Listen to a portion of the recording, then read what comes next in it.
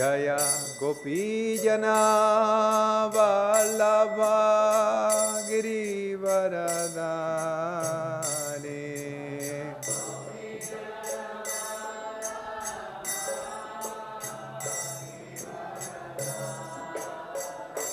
Jaya Gopijana Vallabha Girivaradhari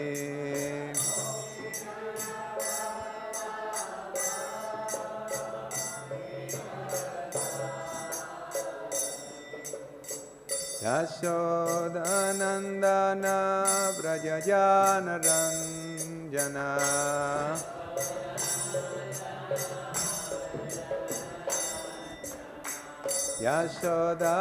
Yashodanandana Vrajajana Ranjana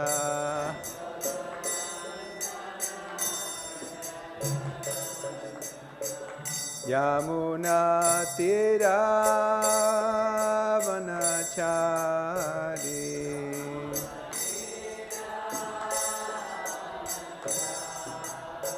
Yamuna Tira Vanachari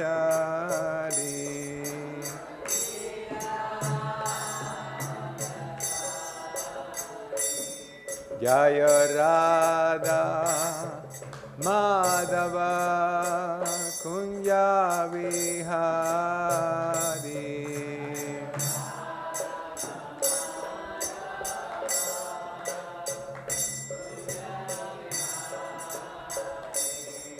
Jaya Radha Madhava Kunja Vihari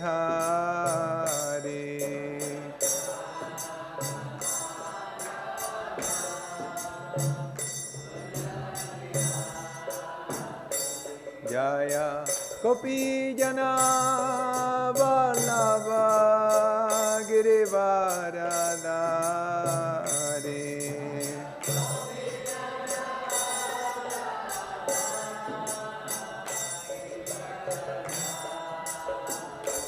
Jaya Gopijana Vallabha Girivaradhari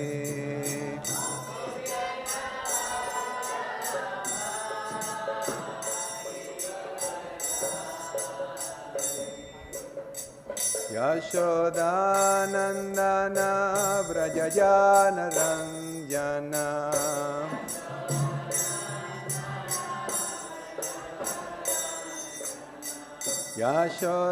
Yashodanandana Vrajajana Ranjana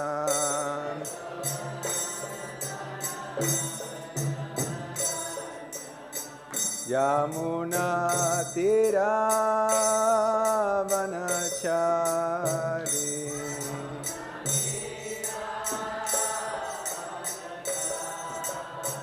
Yamuna Tira Vanachari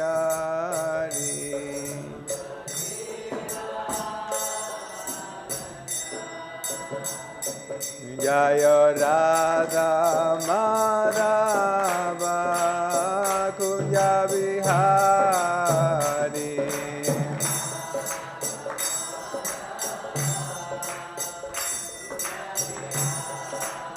Jaya Radha Madhava Kunja Vihari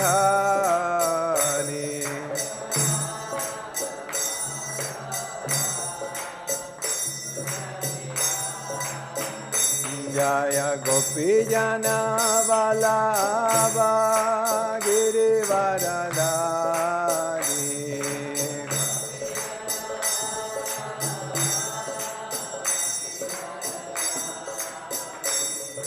Gopijana Vallabha Girivaradhari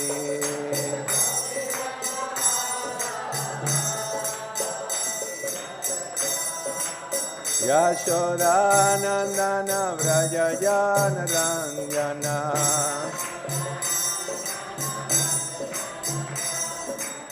Yashodanandana Vrajajana Ranjana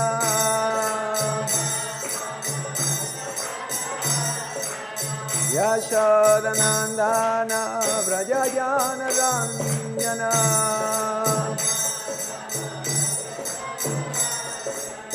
Yamuna Tira Manachari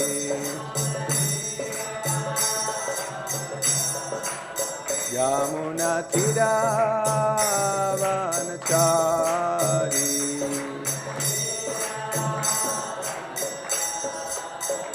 Jaya Radha Madhava Radha Madhava Radhe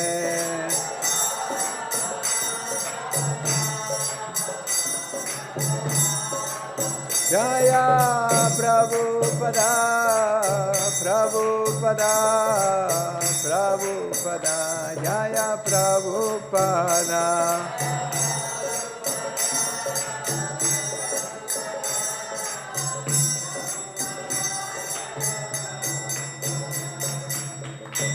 Srila Prabhupada ki Yam Vishnupat Paramahamsa Parivrajikacharya Stotra Sadasya Srimad Abhai Charanaravinda Bhaktivedanta Swami Srila Prabhupada ki jai. Ananta Koti Vaishnava Vrinda ki jai. Namacharya Srila Haridas Thakur ki jai. Prem se kaho Sri Krishna Chaitanya Prabhu Nityananda Shri Advaita Gadadhar Shiva Sadi Gaura Bhakta Vrinda ki Sri Gaura Bhakta Vrinda ki Nitai Gaura Premanande. All glories to the assembled bodies. All glories to the assembled bodies. All glories to the assembled bodies. All glories, to Lotus feet of Sri Guru and Sri Gauranga. Om Agyana Timirandasya Gyananjana Salakaya Cakṣurum Militan Yena Tasmai Shri Gurave Namaha. Shri Chaitanya Manovishtam Stapitan Yena Bhutale Swayan Rupa Kadamahyam Dadati Swapadantikam Vandeham Shri Guru Shri Yuta Padakamalam Shri Gurum Vaishnavamscha Shri Rupam Sagrajatam Sahagana Raghunatam Vitam Tam Sajivam Sadvaitam Sabadutam Parijana Sahitam Krishna Chaitanya Devam Shri Radha Krishna Padam Sahagana Lalita Shri Visakam Vitamscha Namo Vishnu Padaya Krishna Prastaya Bhutale Shrimate Bhaktivedanta Swami Iti Namine Namaste Sarasvate Deve Gauravani Pracharine Nirvisesa Sunyavadi Pastyatya Deshatarine He Krishna Karuna Sindhu Dinabandho Jagatpate Gopesha Gopika Kanta Radha Kanta Namastute Tapta Kanchana Gaurangi Radhe Vrindavaneshwari Vrishabhanusute Devi Pranamami Hari Priye Vancha Kalpatarubhyasya Kripa Sindhu Vyaevacha Patitanam Pavanevyo Vaishnavevyo Namo Namaha Jaya Shri Krishna Chaitanya Prabhu Nityananda Shri Advaita Gadadhar Shiva Sadi Gaura Bhakta Vrinda Hare Krishna Krishna Krishna Hare Hare Hare Rama Rama Rama Hare Hare Om Namo Bhagavate Vasudevaya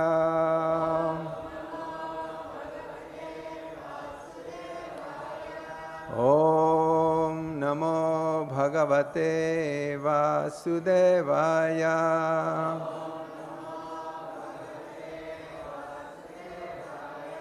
Om Namo Bhagavate Vasudevaya.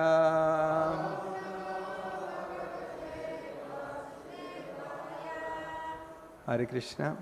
Welcome to Bhagavatam class. Today we're reading from the second canto, chapter 10, entitled Bhagavatam is the answer to all questions. Text 21. Yadātmani nirālokam. Yadātmani nirālokam. ātmānaṁ ca didṛkṣataḥ. ātmānaṁ ca didṛkṣataḥ. nirbhinne akṣiṇī tasya. nirbhinne akṣiṇī tasya. jyotiś cakṣur guṇa-grahaḥ. jyotiś cakṣur guṇa-grahaḥ. yadātmani nirālokam. ātmānaṁ ca didṛkṣataḥ. nirbhinne akṣiṇī tasya. jyotiś cakṣur guṇa-grahaḥ. Bolo. Yadātmani nirālokam. ātmānaṁ ca didṛkṣataḥ.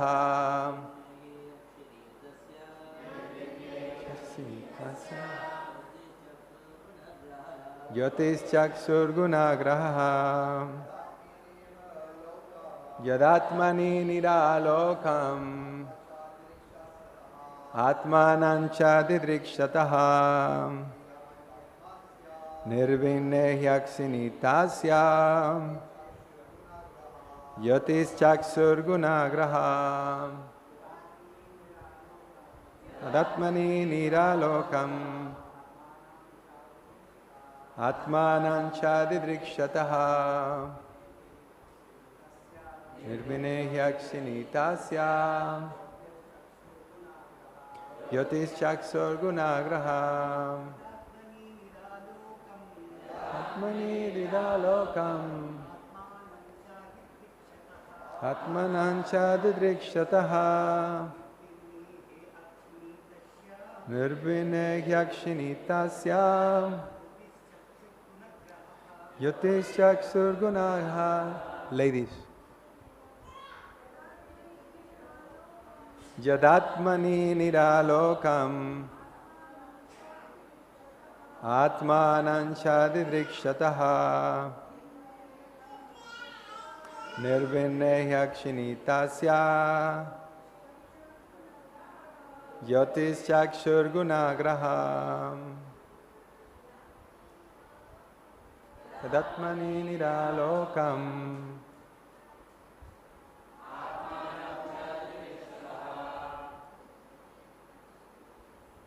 nirbhinne akṣiṇī tasya.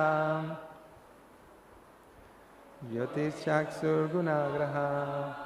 Yadā, while ātmani, unto himself, nirālokam, without any light, ātmānam, his own transcendental body, cha, also other bodily forms, didṛkṣataḥ, desire to look upon, nirbhinne, due to being sprouted, he, for, akṣiṇī, of the eyes, tasya, of him, jyotiḥ, the sun, cakṣuḥ, the eyes, guṇa-grahaḥ, the power of seeing. Translation and purport. by His Divine Grace, A.C. Bhaktivedanta Swami Srila Prabhupada Ki Jai. Thus, when everything existed in darkness, the Lord desired to see Himself and all that was created. Then the eyes, the illuminating God's Son, the power of vision, and the object of sight all became manifested. Purport. The universe is by nature dense darkness, and therefore the total creation is called tamas, or darkness. The night is the real feature of the universe, for then one cannot see anything, including oneself.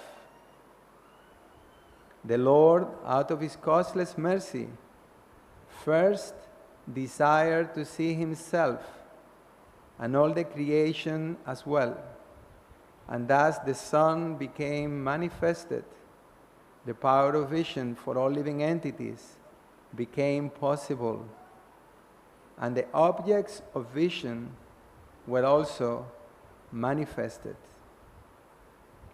This means that the whole phenomenal world became visible after the creation of the sun.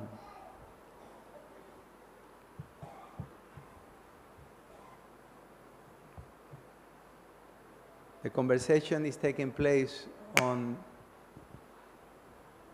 the basis of explaining the absolute independence of Krishna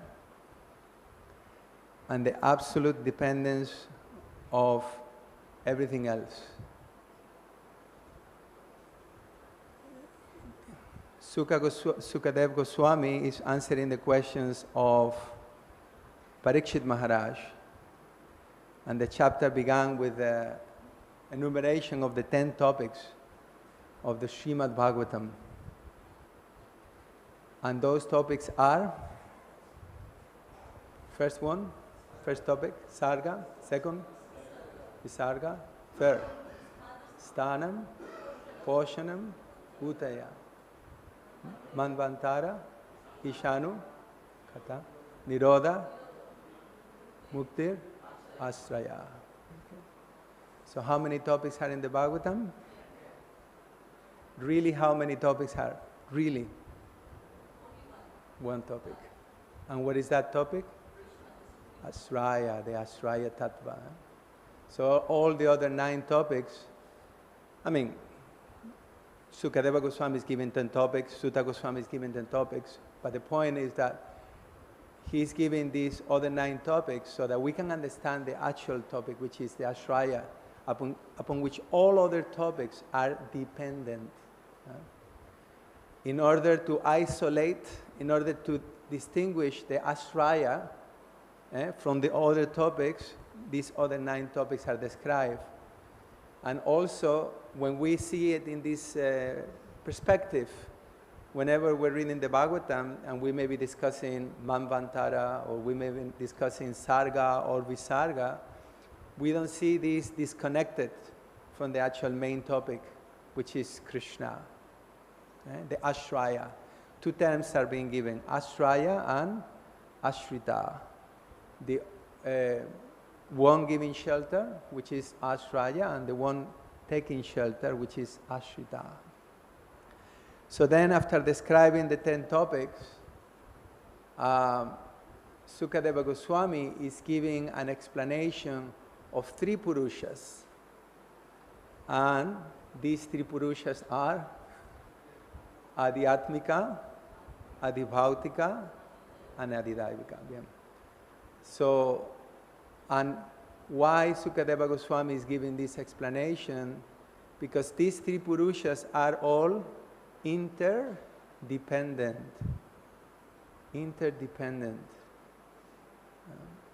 The only one Purusha who is fully independent is Purushottama, Krishna.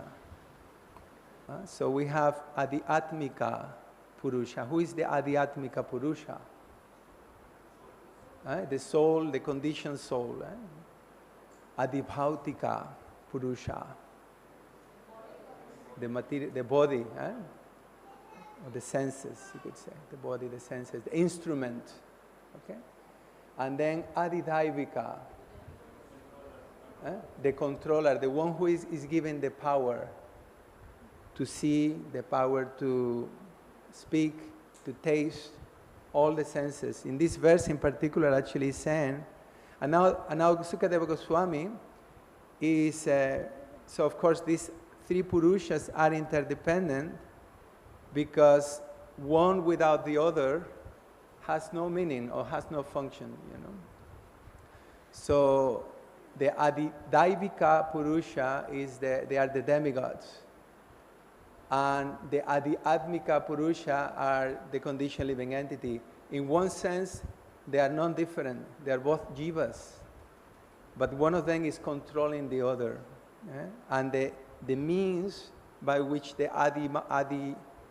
Adidaivika Purusha is controlling the Adhyatmika Purusha is through the Adhibhautika, which is the material body. So one may wonder, why is this so important to understand who is the Ashraya? The whole Bhagavatam is there to define. Jiva Goswami actually explains that the whole purpose of the Bhagavatam is to establish what is the supreme expression of divinity. And who is that? Krishna. Because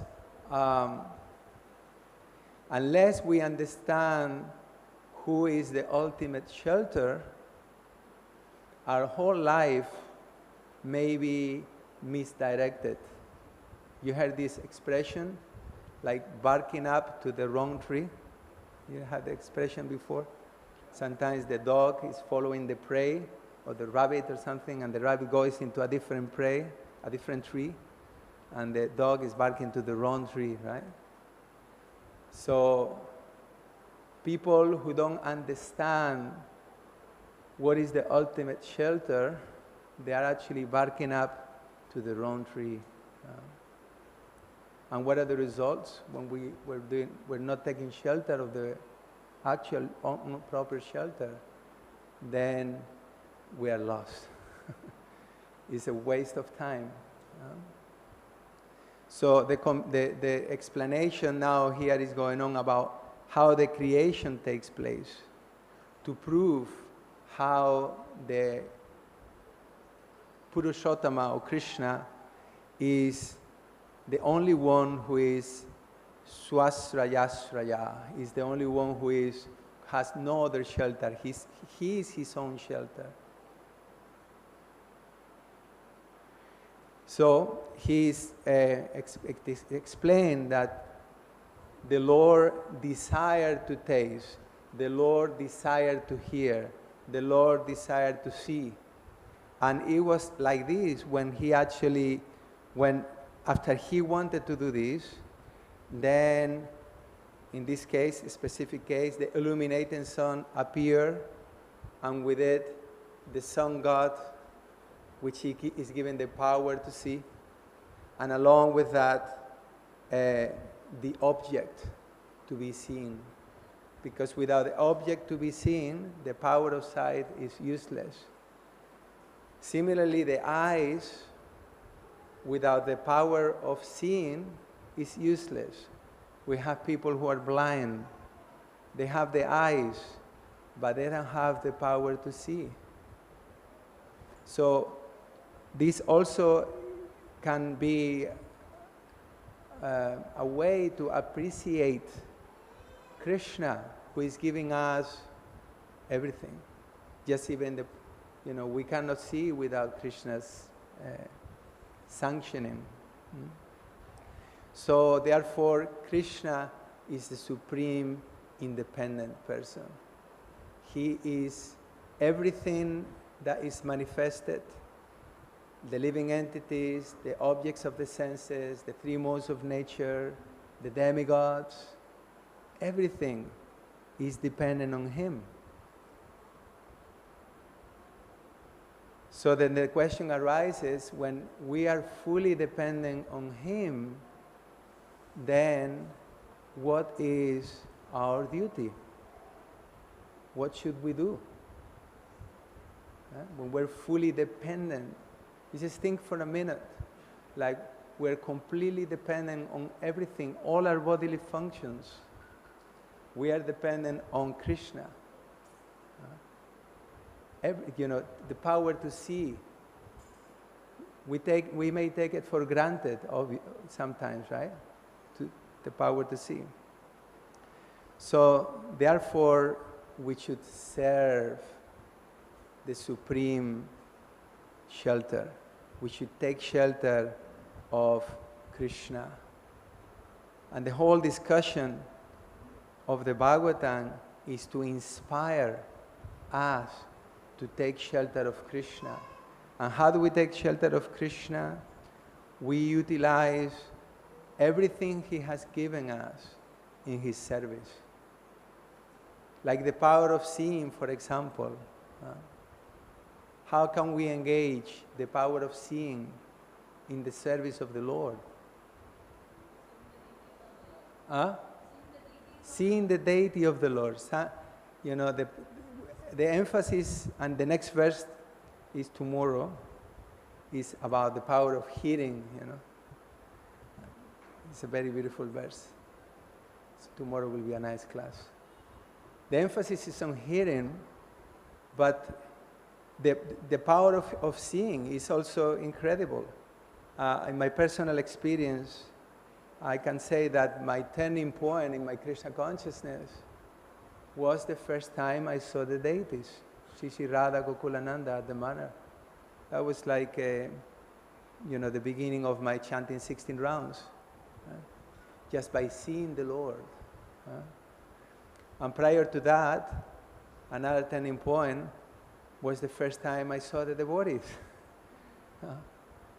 These people, they were special. And a lot of them, they were just bhaktas. They were not like sannyasis or gurus. But I was seeing them, and I was seeing these guys are happier than I am. And look at them. They're just dancing here in front of them. It was in the temple, so they were dancing in front of the deities. And they have taken shelter of the Lord. Some of them, they look weaker than me. They didn't look like they were like materially so capable or anything. They were just happier and joyful, And I felt envy in my heart. I felt, wow, these guys, I want to have what these people have. And what is it? They had taken shelter of Krishna. That was the main difference. It wasn't as if they were no more strong, no more anything. They would just have taken shelter of the Lord. And that was such a different thing to see. Because this was a new concept. This is the Bhagavatam concept. Nirmat saranam satam. That the words of the Lord, they are non-envious. And what is it, how that non-enviousness is manifested? Because they have given up the competitive spirit. They are no longer trying to control. They are no longer trying to exploit. They are no longer trying to enjoy. Now they are serving the Lord. So it's a 180-degree, it's a complete opposite to material life. And how do we get this impetus to act like this? We need to understand what is the ultimate shelter. What is that verse? Dehapatya kalatadishu atma sainyesva satsapi tesam pramata nidanam pasyam api na pasyati. That men who are devoid of ātmānam do not inquire into the real problems of life. Why? Because they are attached to fallible soldiers, like wife, family, friends, etc. Although sufficiently experienced, they do not see their inevitable destruction. Pasyam api na pasyati. So this is the nature of the conditioned soul, that we are thinking that the shelter is someone else. Like we think the shelter may be the adibhautik purusha. Most people in the material existence, they think they are the body. They think this is the ultimate shelter. And they live a materialistic life, trying to fulfill the needs of the body, the needs of the family. And even though we have seen that these people, this shelter, why is a false shelter? Because it's non-permanent. They all will die. We will die. Our relationship with them is temporary. And ultimately, what can they do for us? What can they do for us? For the eternal soul. When we place so much emphasis on these, Sukadeva Goswami, fallible soldiers. This is durasraya, false shelter.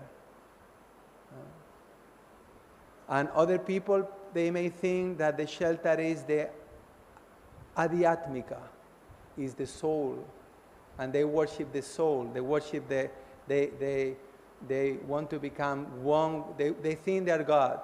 These are the impersonalists. Also, false shelter, misguided. What is the result? Repeated birth and death.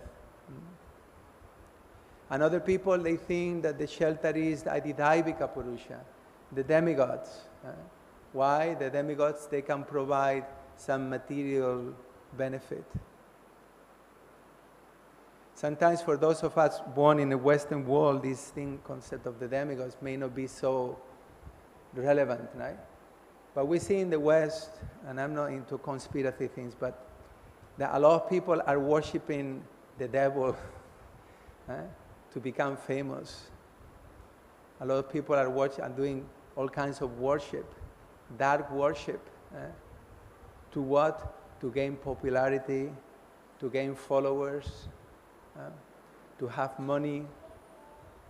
Again, durasraya, false shelter. The material senses are also considered a false shelter. And we, in a conditioned state, we are trying to fulfill, we're godas, trying to fulfill the demands of the senses. And what happens when we try to fulfill the demands of the senses? We suffer. We suffer. And what happens when we try to serve Krishna? We become blissful. We become happy and satisfied. Even though it may be more difficult to serve Krishna. When we see, as I said, when we see the deity every morning, when we come to see the deity, being in the holy dham, being in the association of the devotees, we become satisfied. But when we direct our attention to the wrong shelter, and this is the whole point of the Krishna consciousness movement, is that the living entity, we have choice. And what is the choice? What choice are we going to make today? It's only really two choices. Either we serve Krishna, we take shelter of the internal potency, Antaranga Shakti, or we take shelter of the external energy. When we take shelter of the external energy, Maya is sitting on a tiger, right? And what she's carrying in her hands? She's carrying a trident and she's poking. With also adhyatmika klesha, adhibhautika klesha, adhidaivika klesha. So, but when we choose to serve Krishna, then we become blissful. And Krishna in the Bhagavad Gita is speaking the whole Bhagavad Gita so that Arjuna actually makes the right choice. And at the end of the Bhagavad Gita, Krishna says that, what is that? You know, do all your activities, offer all your activities unto me. Be fully dependent on me. And in this way, you will become fully conscious of me. If, however, you do not act under my direction and act through false ego, you don't listen to my instructions and act through false ego, you will be lost. You will be lost.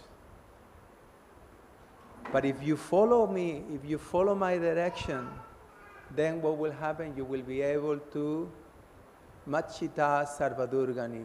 You will be able to cross over all the obstacles of material life. So we need to have this conviction. The conviction is that when I serve Krishna, when I take shelter of Krishna, I am watering the root. Like when you, Prabhupada uses, Bhagavatam uses the example of the tree. If you want to nourish the tree, and the tree is very dry, where do you put the water? You put the water on the root of the tree. You don't water the leaves and the branches. So similarly, in Krishna consciousness, we have to water the root. And we do this through the process of engaging the senses in the service of the Lord. Sarvopadi vinirmuktam tatparatvena nirmalam rishikesha sevanam bhaktir uttama. By engaging the senses in the service of the Lord. And sarvopadi vinirmuktam, giving up all upadis, all conceptions. And this is again boils to the point about shelter. Even while we are doing devotional service, are we doing the service in the consciousness that Krishna is the ultimate shelter? Or I am doing the service with the expectation that Krishna may fulfill some desire, meaning that still Krishna is not the ultimate shelter. Like secretly, we're still expecting or hoping that the material energy will make me happy. Hoping that, well, if I serve Krishna, then, you know, my children will grow nicely and have good education, and, you know, I will have good facility, I will have money, people will respect me. What is all that? Is that for Krishna? What is our consciousness in that? Is our consciousness that the ultimate shelter is Krishna? That I want Krishna alone? Jammaishvarya Shuta Shivir Edamānam Adapumam. That, you know, one is still aspiring for good birth, beauty, wealth, aristocracy. He said, they cannot call me with sincere feeling. And Prabhupada emphasizes that Krishna is the proprietor of those who have no other shelter. Who have no other shelter. But to come to that realization, even though we may be speaking this and we may have heard it a million times, but to have that realization, that's not cheap. And all the troubles and all the tribulations that we're going through in life is to test us. Actually, if this is what is my shelter? What do I really want in life? Do I really want Krishna? Because if I do really want Krishna, whatever is going on in my life, either good or bad, I will see it as an opportunity to come closer to Him. I will see it as Krishna's mercy. And in fact, whatever comes that makes me feel more dependent on Krishna, I will welcome that. Sometimes the devotees are afraid to use that prayer of Kunti, right? That, please let all those calamities come upon me again and again. Why? Because when we are experiencing those calamities, you are with us. And if you are with us, we will no longer see repeated birth and death. So is Queen Kunti asking for the calamities? Is that what she wants? What she wants? She wants Krishna. And there is no price in the three worlds. There is no higher price. So even if calamities come, let them come. That's a devotee who is a kinshana. That is the devotee who has no other shelter. That's the devotee a devotee in that consciousness, when he calls out, Krishna is controlled by that devotee, by that devotion. And that's the whole purpose of the material creation. And that's the whole purpose of this explanation is being given here. That we understand there is no other shelter. I have no other shelter when I'm chanting Hare Krishna. It's just me and Krishna and nothing else.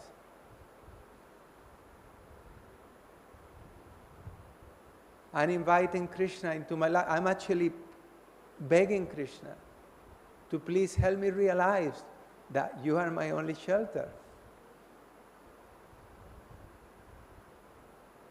But what will happen? We will be put into different situations, and while we are in those situations, we realize, what is my shelter? When things are going okay, in one sense it's even more dangerous. Why? Because temptations will come. You think that you are the controller. That's what most people in the material world, the whole material world is running upon the misconception that they are independent controllers. Here is talking about darkness, okay? He says the material world is dark. So what is the darkness of the material world? What is the darkness? The real darkness is that we are not seeing the truth. We are not seeing the reality. Krishna swadamopagate dharma jnana divisaha kalau nasta drishyam visa pura narko dunoditais. So the Bhagavatam has a reason, just after the departure of Lord Krishna, to give vision. To whom? To the people in Kali Yuga. Who is the people in Kali Yuga? Us. And where is the darkness? The darkness is in our hearts. And what is that darkness? The darkness is that we cannot see Krishna. The darkness is that we cannot see, and I'm talking in plural. If you are enlightened, that's my position. Well, I cannot see Krishna. I cannot see the reality. And the reality is I'm fully dependent on Him. And I'm holding on to so many fallible soldiers. Yeah? So many fallible soldiers. And Krishna, help, help, help. Help. Yeah? This is like a little kid when we're like little children in the material world, we're crying. Yeah? And I don't know, maybe you have done it, or you've seen a little kid crying in the shopping mall. I was here some years back, there was one little kid crying all the way from the Panchatabla. He went behind the Panchatabla, like running like crazy, like screaming. He had lost his father, So I remember I grabbed him, I put him on my arms, and he calmed down a little bit. So I went for a while looking for his father. We found his father outside. And as soon as he put him on his lap, he became pacified, So this is our situation in the material world. We're crying, we're suffering.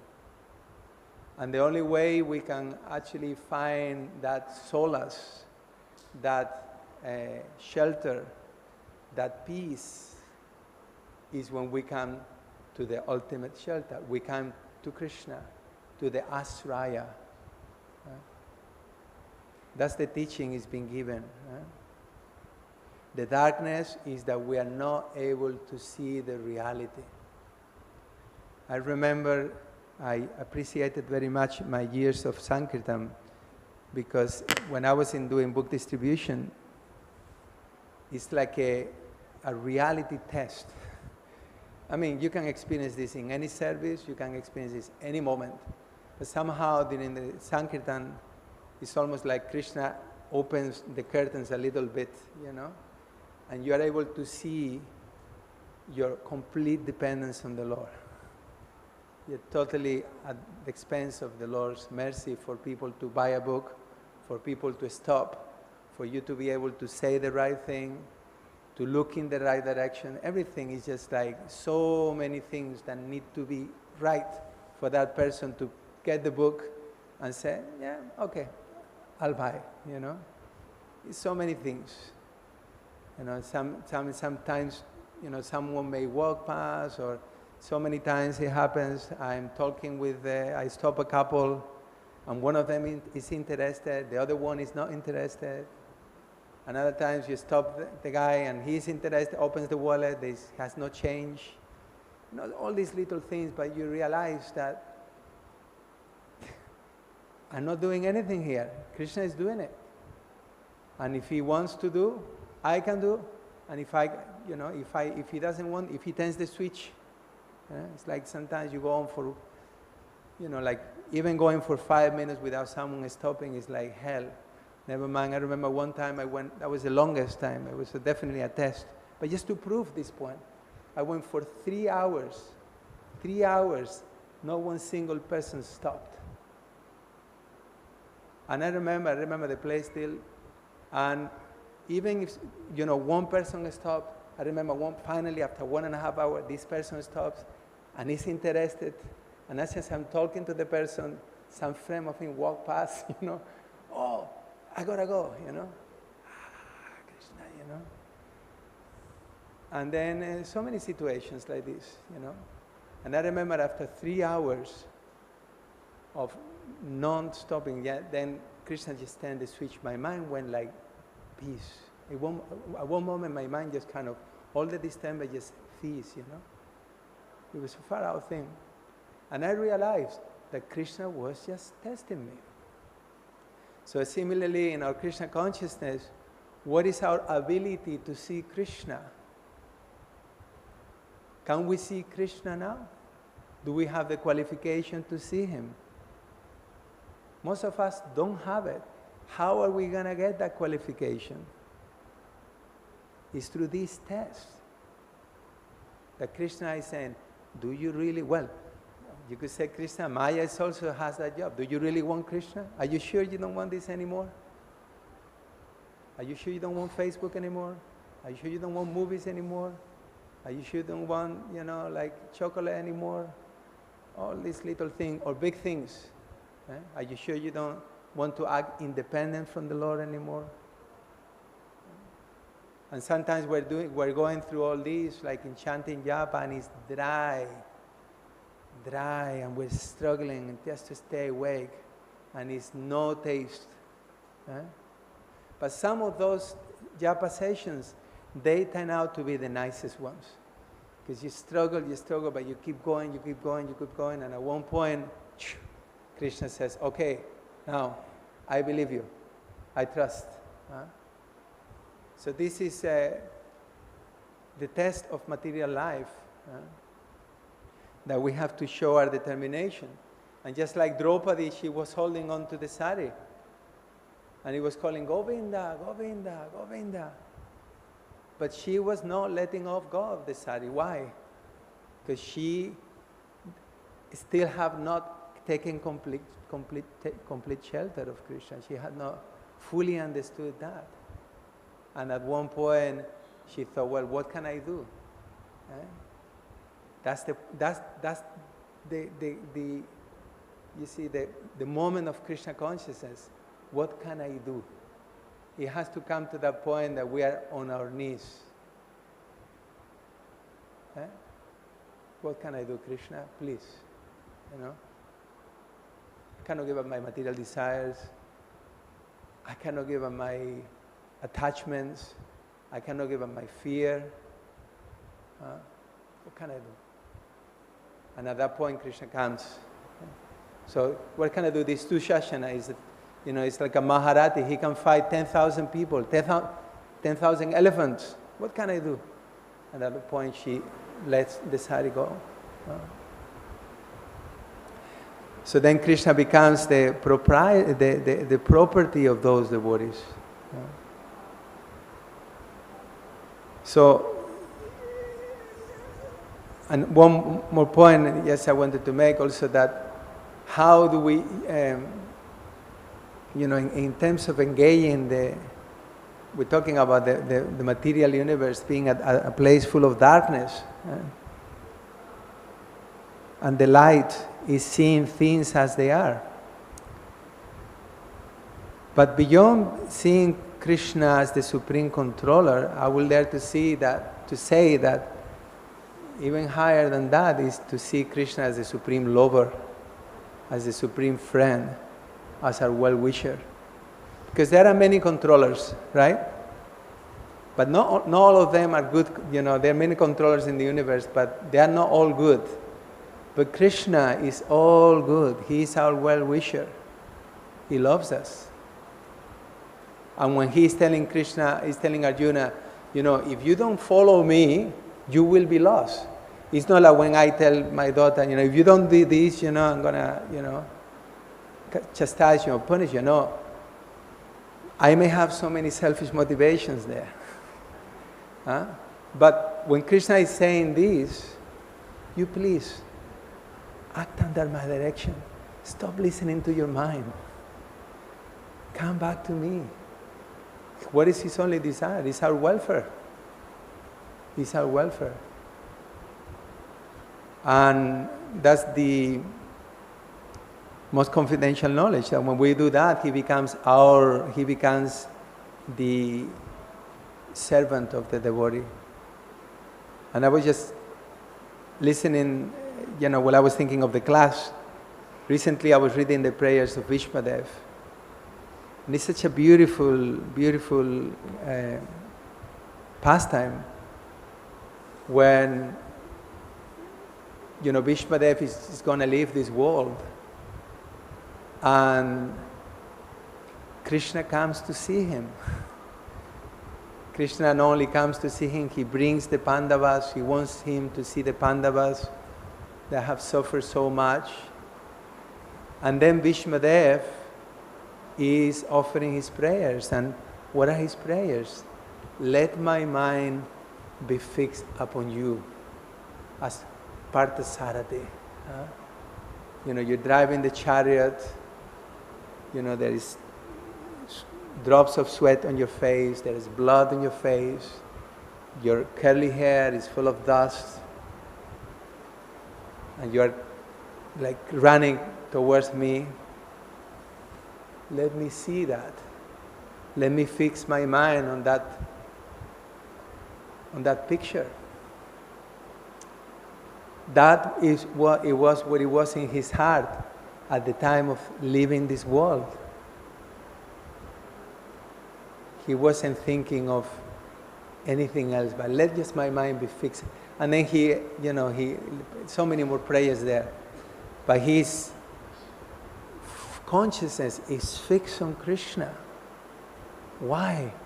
Because he has understood that he is Ashraya. There is no other shelter. Now, let me fix. So we are material in our lives. We are actually working towards this. This is our ambition. And part of seeing the reality Part of seeing the reality is seeing Maya. If we cannot see Maya, we cannot see Krishna. So the first step is to actually see that we are not able to see, that we are in illusion.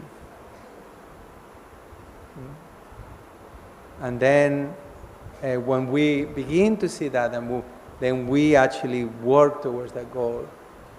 That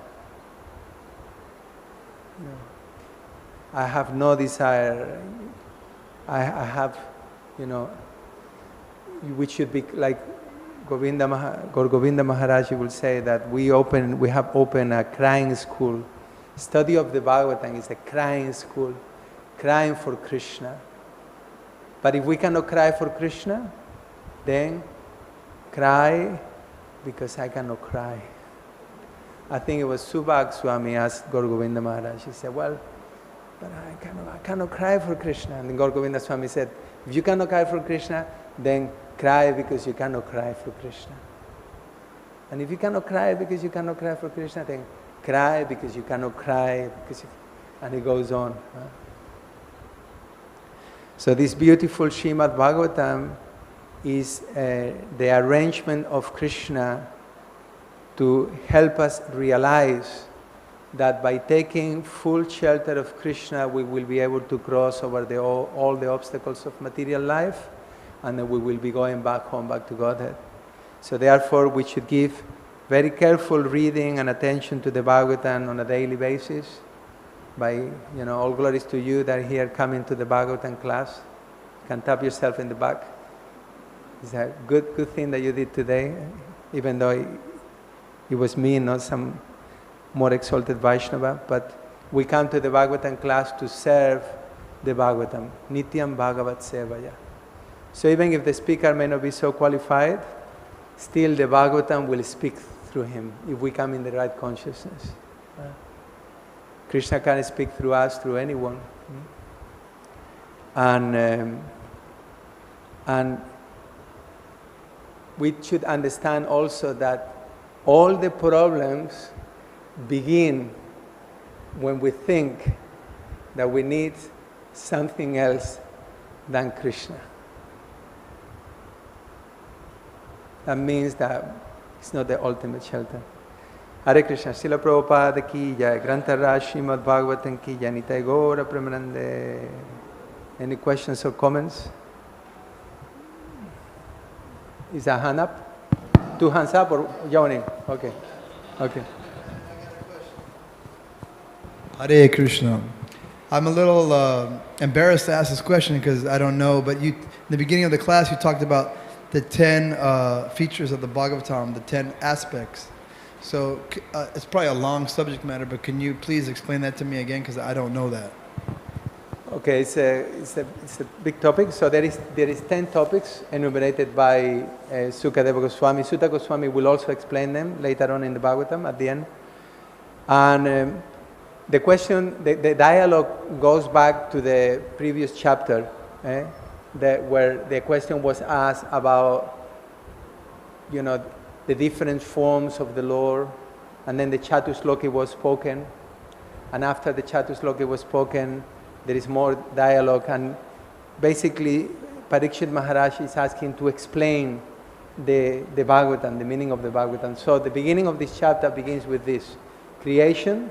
There are 10 topics on the Bhagavatam: creation, secondary creation, partial creation, sthanam, the position of the living entities or the situation of the planets, poshanam, protection by the Lord, ishanu, the creative impetus, the impetus for sense gratification, the desire to enjoy, manvantara, the different manvantaras and the periods. Ishanukata is the past tense of the Lord. Then nirodha, the winding up of the material creation. Muktir, liberation, and ashraya. Ashraya is the supreme bonum, the absolute truth. So these 9 topics in the Bhagavatam they are fully dependent on the 10th topic, the ashraya. So whenever we are studying these topics, they are helping us, according to Sukadeva Goswami, to isolate the ashraya. For example, sthanam, the position of the living entities in the material world is dependent on those living entities following dharma, following the instructions of the Lord. And it says, Titir Vaikunta Vijaya. Vijaya, it's Titir Vaikunta Vijaya, the glory of the Lord of Vaikunta. It's a far out statement. My favorite part of the 10 topics. It says that, the glory of the Lord of Vaikunta is that He is capable of keeping everyone in their respective positions. Everyone in the material world is situated perfectly. Our situation, there is no injustice. So that's the connection. Everything is connected with the ashraya. So now, throughout the Bhagavatam, these 10 topics are going to be elaborated. Jiva Goswami in Tattva Sandarbha speaks about this. And some people claim that the 10 topics are that, some people even say that the Bhagavatam starts on the 3rd canto of the Bhagavatam, right? And then the 10 topics are explained subsequently, It's 12 cantos, right? 1st canto, 3rd canto, 4th canto, 3rd to 12th, that's 10 topics. But Jiva Goswami, he says that no, all the 10 topics are within the whole Bhagavatam, although in some cantos there may be some more emphasis on, like 2nd, 3rd canto, Visarga, 6th canto, Poshanam, Sthanam, 5th canto, is more emphasis on those cantos, on those topics. Actually, just in the first verse of the Bhagavatam, the first verse, the 10 topics, and in that, just one verse. Is that answering your question? Or it was, yeah. Okay. All right, thank you very much. Srila Prabhupada ki jai. Grantha Raj Srimad Bhagavatam ki jai. Nitai Gaura Premanand.